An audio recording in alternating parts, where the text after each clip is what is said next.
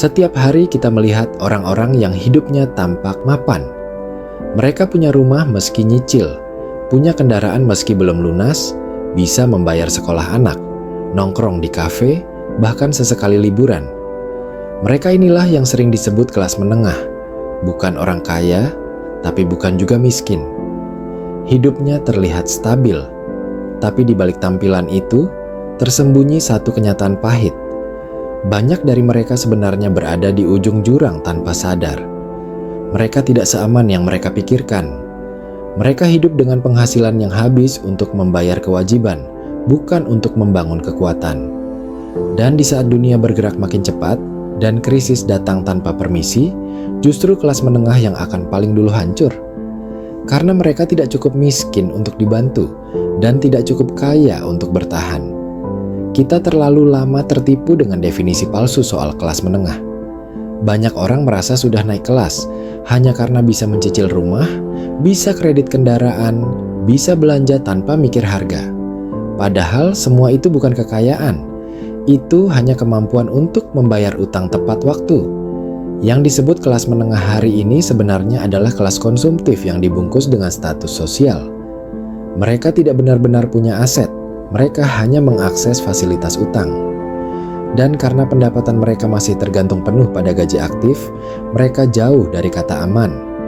Ironisnya, justru mereka yang paling keras membela gaya hidup, paling takut kehilangan citra, dan paling berisiko jatuh karena merasa sudah nyaman. Padahal kenyamanan itu dibangun dari utang, bukan kekuatan finansial.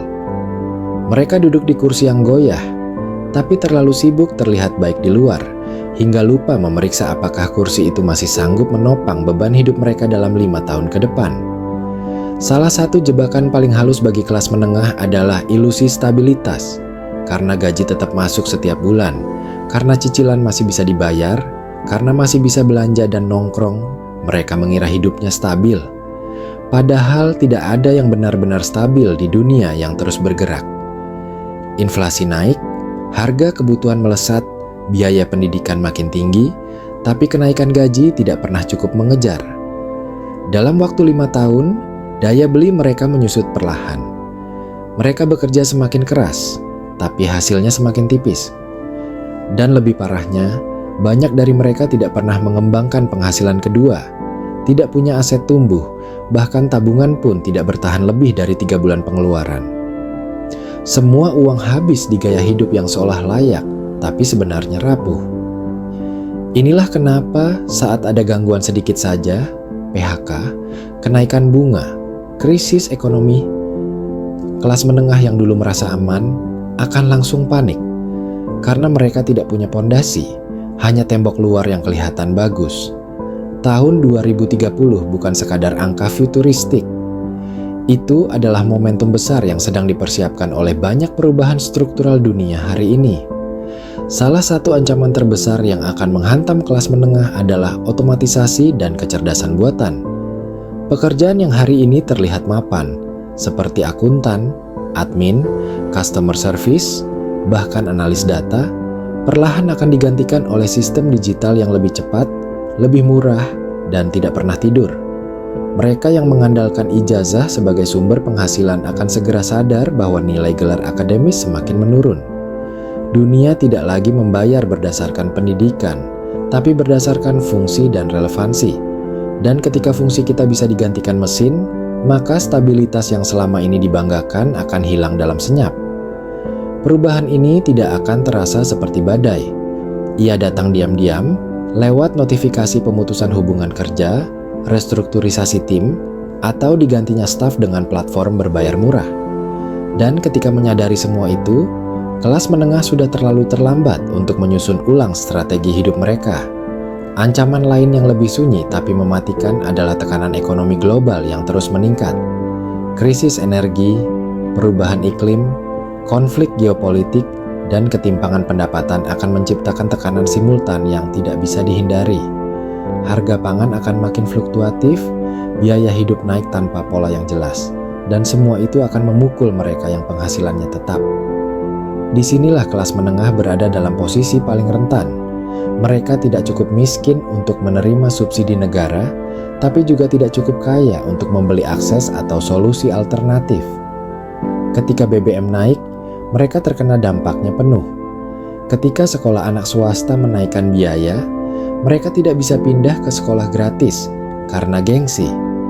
Mereka terjepit di antara dua dunia, terlalu tinggi untuk mundur, terlalu lemah untuk maju. Dan yang lebih menakutkan, mereka tidak menyadari bahwa tekanan ini sedang dibangun perlahan dan akan mencapai puncaknya saat dunia masuk dekade baru. Salah satu penyebab kenapa banyak orang di kelas menengah tidak siap menghadapi krisis adalah karena mereka terperangkap dalam jebakan sosial yang tidak kelihatan.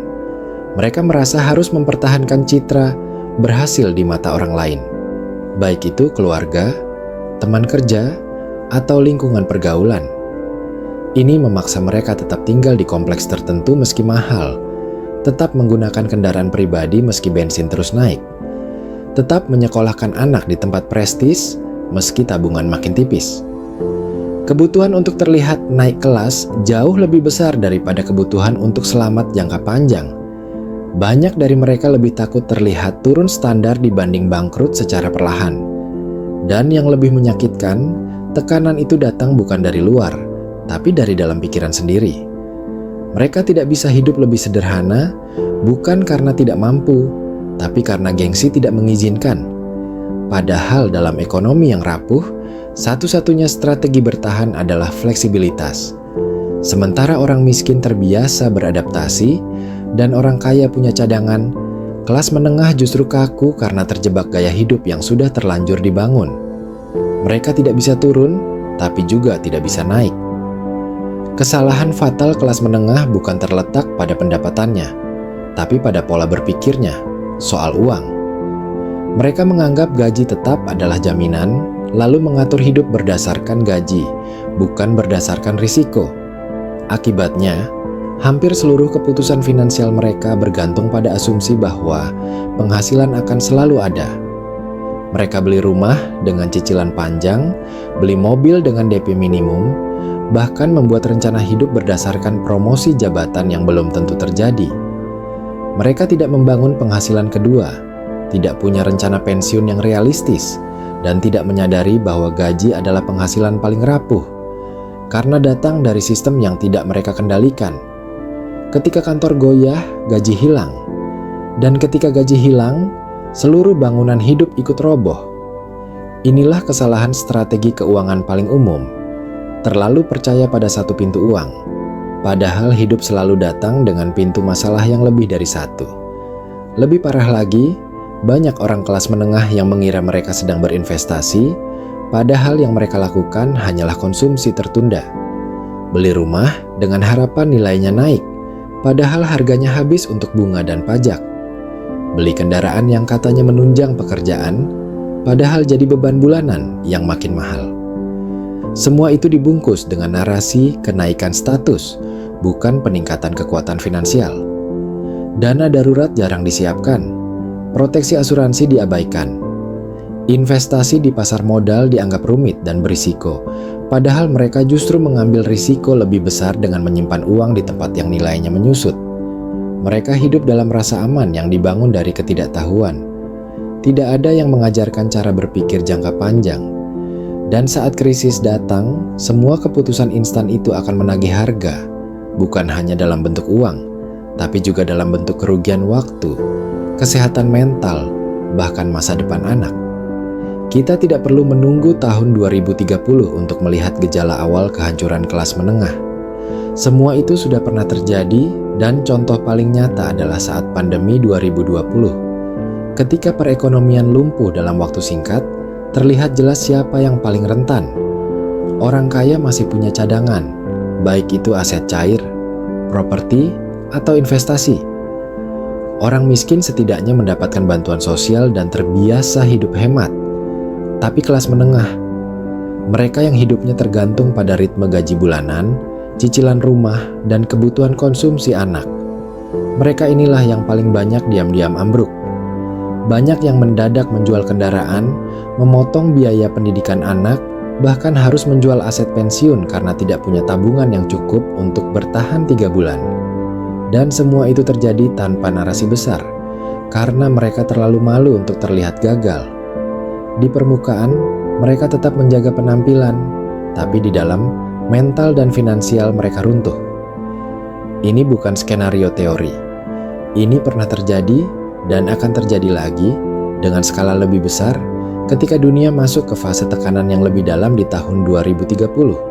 Satu-satunya cara agar kelas menengah bisa bertahan di tengah tekanan yang akan datang bukanlah dengan menaikkan gaya hidup, tapi justru dengan menurunkan ekspektasi sosial dan memperbaiki fondasi keuangan dari bawah.